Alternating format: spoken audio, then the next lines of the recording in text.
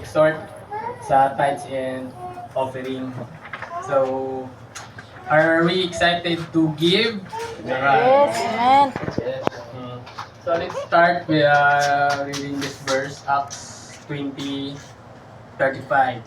So, kani siya nga verse is mostly maano na nato siya, very familiar na sa ato ha. Kaya you should remember the words of the Lord Jesus. It is more blessed to give than to receive. So, kani siya nga verse is bisag dili Christian, elementary pa lang ta, para siya no, kanang mabasa na nato siya bisag asa. So, may muna siyang common knowledge para sa to.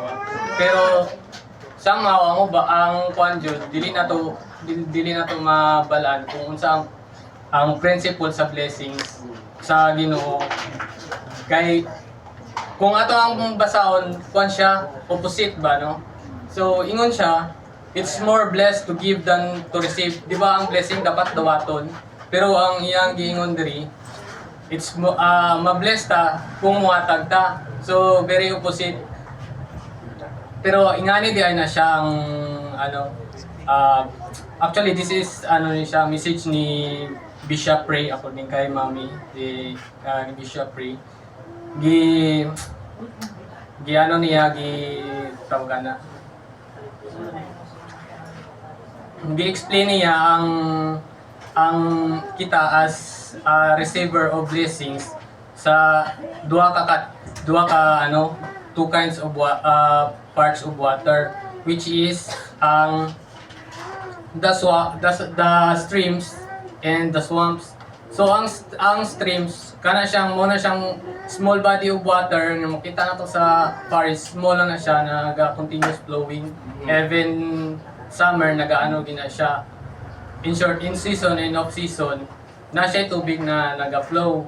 And the other one is the swamps. Ang swamps kanang mag-ulan bitaw, tapos mag-ulan siya and then stay lang siya, stagnant water siya ba.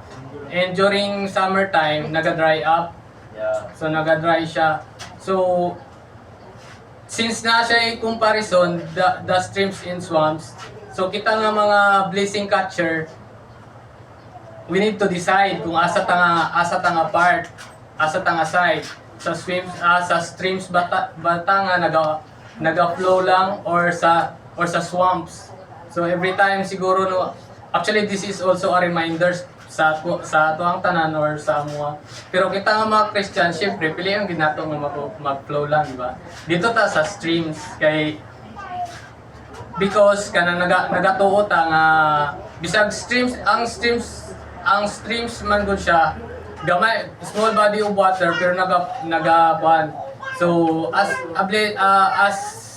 same as blessing, ginagmay lang nagaabot sa ato pero kung mo ganito siya, i-give na to more than na ato ang ma-receive. Kaya kung i-imagine na to, ang kanang tubig god na naga-flow siya, as you observe, dili na siya same na water ang present dira kada segundo, kaya iba-iba na siya. Pero same ang current, same ang size, pero dili siya parehas na tubig. Kaya nilampas naman to siya, nag-flow gani siya. So ingana pud daw ang ang principle sa blessing sa Ginoo. Will let it flow. Dili na to siya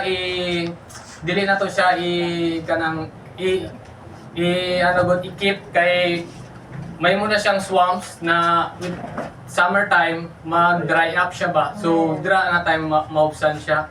So glory to God kaayo no. Ingana. So actually this is this verse is so effective sa amua.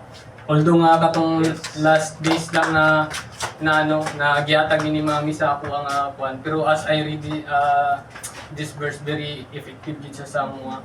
So naapod mi sa time nga kanang syempre usay dili nato makuan sa ato ang trabaho, nagadili pud ang sahod.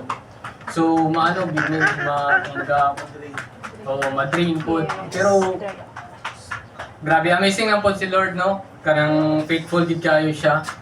Kanang kung let it flow, mag-flow gid siya. Kay nagani one time ningon si one time no, kana si Chen sa ako so wala wala mi kuan ba kanang wala mi sahod ato nga time parehas mi ano siya love kanang wala na tay kuan yan next week pa ato ang kuan wala pa atong sahod unsa ato ang buhaton maraton na siya kay syempre kanang dependent sa parents mo ano siya kala ko gasilpon ko ba ano siya unsa ato ang buhaton diri na mi ato nga time so gina-receive na nako gid ang serendipity ba nga ano ko nga unsay buhaton wala man tay buhaton ano siya paano nga ato ang kuan di tubag na ko siya di ko na ko basic English mo na ako nga receive English ko na akong tubag sa iya giingnan ako siya let God do His work ana lang ko tato sa iya pero pagkaugma ato nga wala na may kuan wala na may kwarta pang palit kabala nagtay na naman ko dre nagstorya so God provide yun siya wala na ko kabalo kung paano pero nag-survive man mi ibig sabihin dito siya di ba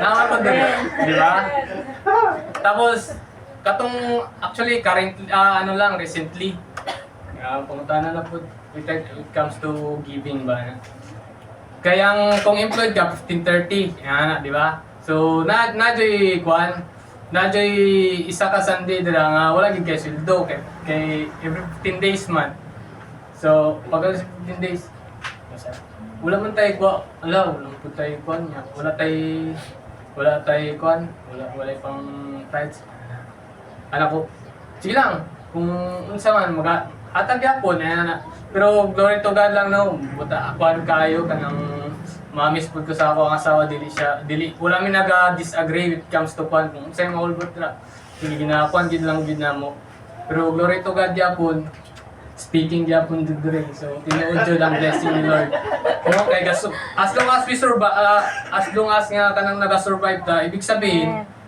tinuod jud ang kwan ang blessing ni Lord di ba kay kita naman ang testimony tama testimony so mao lang to siya ang kwan so dili na to i-kwan ang grasya sa Ginoo no tawag to ingon ni pastor nga dili na to siya ibutang sa isa lang ka box kay dapat kung mawad-an ta kanang excited ta mohatag kay nga naman kabalo man ta nga naay miracles kabalo na ta nga kanang anak ka sa hari anak ka sa dato nga king yes. Tapos dili man niya pasagdan nga ikaw anak ka niya dagan sa kwarta nya pasagdan ka niya mamatay dira sa gutom dili di ba ulaw sa iyang glory nya ang gusto niya kay ikuan man niya ang glory so ingana lang siya ang principle sa ako ang sabtan jud mo nang confident kayo kung whatever happen kanang mao man ginaang greatest fear na ako dati ang future kung unsa mao nang giplano gid na ako nga nanikamot gid ko maayos ako ang trabaho kay ang greatest fear gid nako akong future. Pero karon glory to God no kay wala na gi-surrender na gid nako na sa iya.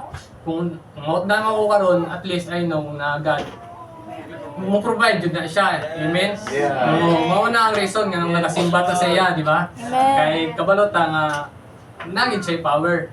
Nga na settled na ato ang heart dira nga mao na gid na siya. Sige,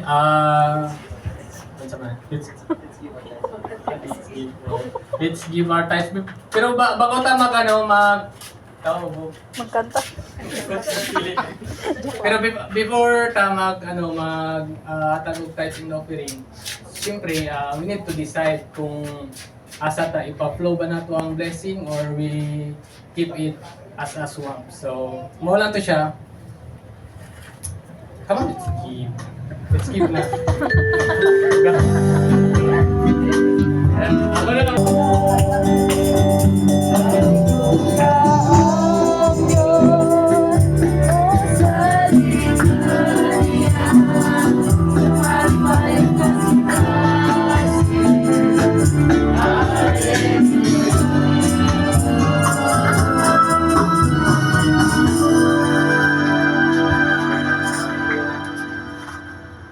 Let's bow our heads and put ourselves in the presence of the Lord.